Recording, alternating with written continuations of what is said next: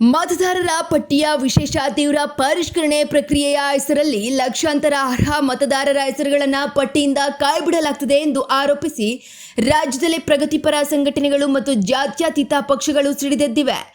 ದೇಶದ 13 ರಾಜ್ಯಗಳಲ್ಲಿ ಈಗಾಗಲೇ ಸುಮಾರು 6.5 ಕೋಟಿಗೂ ಅಧಿಕ ಜನರ ಹೆಸರುಗಳನ್ನು ಪಟ್ಟಿಯಿಂದ ತೆಗೆದುಹಾಕಲಾಗಿದೆ ಎಂದು ವರದಿಯಾಗಿದ್ದು, ಇದರಲ್ಲಿ ಬಡವರು, ವಲಸೆ ಕಾರ್ಮಿಕರು ಮತ್ತು ಅಲ್ಪಸಂಖ್ಯಾತರಿಗೆ ಅನ್ಯಾಯವಾಗುತ್ತಿದೆ ಎಂಬ ಆತಂಕ ವ್ಯಕ್ತವಾಗಿದೆ.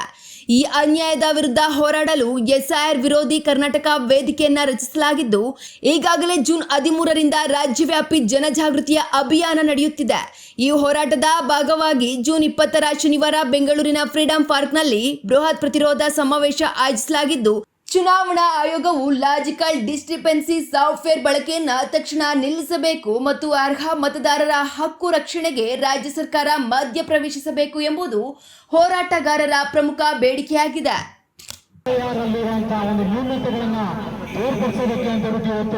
ಇಡೀ ಒಂದು ರಾಜ್ಯದಲ್ಲಿ ಒಂದು ಜಾತ್ರಾ ವ್ಯವಸ್ಥೆಯನ್ನ ಈ ಒಂದು 2003 ಹಾಗೂ 2004ರಲ್ಲಿ ಏನು ಚುನಾವಣಾ ಆಯೋಗ ಪರಿಷ್ಕರಣೆಯನ್ನು ಕೈಗೊಂಡಿದ್ದು ಮತದಾರರ ಪಟ್ಟಿದು, ಅದಾದ ನಂತರ ಸುಮಾರು 2 ದಶಕಗಳ ಕಾಲ ಈ ಕಾರ್ಯಕ್ರಮವನ್ನು ಯಶಸ್ವಿಗೊಳಿಸಿಕೊಳ್ಬೇಕಂತ ಎಲ್ಲ ಮುಖಂಡರಲ್ಲಿ ವಿನಂತಿಸ್ತಾ ಇದ್ದೀವಿ.